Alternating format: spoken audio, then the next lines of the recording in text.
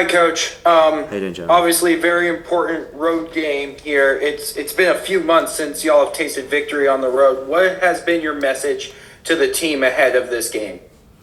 Uh, I think the big message this week has been to relax. Obviously since the disappointing result and performance last week, there's obviously, this team wants to win so badly.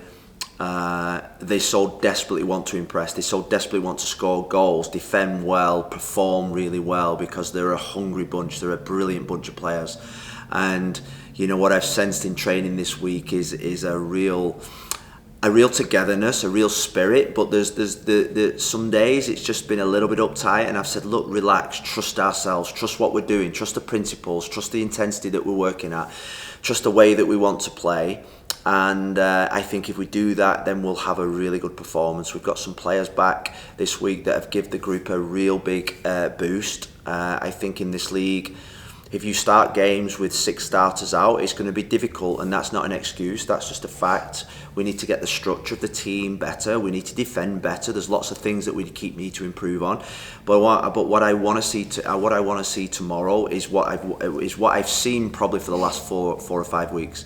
Is that I want us to be in a team with real intensity. I want us to be a team that really can play with real intensity, both with and without the ball, and play with the spirit that we've shown. And sometimes in life you have real difficult moments, and I feel for the group last Saturday was a difficult moment for everybody because the manner of the defeat.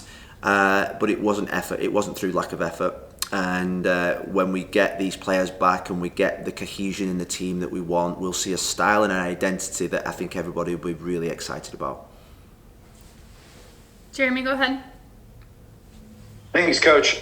You just spoke about the team's intensity. In every single game so far this year, the team has conceded the first goal. Yeah. Has that intensity message also been parlayed into scoring first? Well, I mean, defensively we need to be better. I think that's clear. We've let in too many goals. And when I talk about intensity, I talk about both with and without the ball. We've got to be intense with and without the ball. And when I say about the relax and trust ourselves, I think when you're in the final third, and you want creativity, you want expression, you want freedom, all those words, you can only do those things if you're relaxed. If you're uptight, everything else becomes a little bit more difficult. It's like anything in life. Sometimes you can try too hard, want some things too much. Well, I think with our forward players, they so desperately want to impress and so desperately want to help to carry the team that they just need to relax and trust themselves. And what I've seen, particularly from Christoph and the forwards this week, I think they know that. That expression, that freedom comes with being totally trustworthy in themselves, and I think I expect big things from our team tomorrow. Okay, Adam, go ahead. Hey Phil, on Tuesday you talked about bringing Jose with you guys on the road to Houston. Was he able to travel, and is there any visa update for him? And also Cole's ankle, is he available for selection as well? Jose's travelled, but there's no visa update. He signed yesterday. We submitted the papers on the visa process yesterday, so I think that will be 7 to 10 day process again. We're in the hands of obviously the authorities on that. But he's travelled. He's trained really well this week. He's integrating really well. There's with Jimmer, with Diego, with Juan Mosquera, there's an instant connection from a nationality point of view, but just pure quality, he's been really good. Cole's not yet trained with the team. We obviously travelled yesterday. We hope he trains today, so I'd say that he's doubtful, slightly doubtful, but he's hoping to train today. Anthony's not trained that much this week. We're hoping he trains today as well. David da Costa's had a really good week's first training, so he's been involved. And when we get the whole group together, the group's going to be really strong. The players that we've left behind, Bonateg's not quite ready. Mosquera's not quite ready. Obviously, Omir Fernandez and Zach McGrath are left behind as well. Adam, go ahead. And then Phil, obviously the attack looks a little bit different this year. I talked to you about David Acosta sort of overloading on the left. How in general, like when it's going well, how do you want this attack to play differently than attacks in previous years you've had? Well, I think we've got a different attack. I think we've got an attack that, and what we've noticed with David back in training this week is that you get players in your squad, in teams that are a little bit of the glue that just knits things together. And I feel like with David Da Costa, he is definitely a link and a glue that links sort of like the defence to the attack. You know, when we're looking to play with not just 3 lines, 4, 5 lines, he's the one that's got that real football intelligence to change the speed, the intensity of the attack. You know, I think when you work with really good players, what people like David Da Costa do is that sometimes we can go fast and sometimes we can go with an extra pass.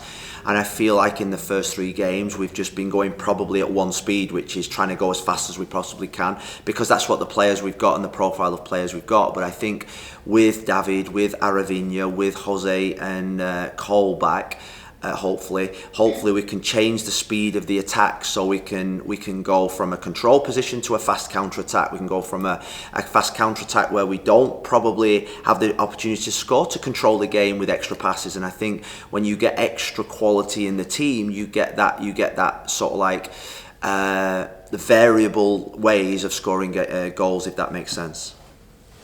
Okay, next we'll go to Aaron.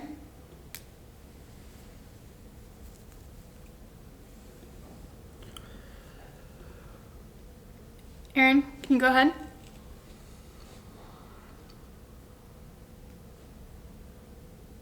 You're muted if you're trying to talk.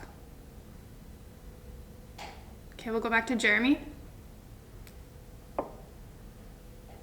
Just a question about Jimmer Forey. After the Colorado game and he received the red card, you noted that it was, quote, unacceptable. As he's eligible for selection again, how have you been speaking with him in regards to the fouling and his propensity for picking up bookings? Well, it's learning. You know, I think we've seen that he's adapting to the league still, and I think it was a brilliant learning moment for Jimmy Forey. And I think after that game, he was in the day after, and he's not had a day off since. He's wanted to come in. He realised he needs to continue to learn, and we've continued to help him. He's a really, really good player, and he's got incredible potential. And part of potential is sometimes you're going to make mistakes. Part of the journey is that you're going to make mistakes and fail at times. And the failure for me is more, if you fail, you learn. And I think Jimmy needs to just continue to learn, because he's such an outstanding prospect for us. He's a big part of the back four. He's a big part of how we want to play. He gives us strength, mobility, speed, quality, aerial ability, and courage. And so you know, I think when we constructed this roster, we knew that with this roster, with the young players we have, you're going to have ups and downs in the learning and the improvements in the team. And what I've always said since day one, since I came in here, we need to make sure those peaks and troughs becomes a little bit more shallow, and that the learnings become even more, and the discipline, the organisation, the concentration. Is a continual process every single day, and I have incredible faith in Jimmer Forey. He's one of the players in the team that I think's got a massive future, and we have every trust in him.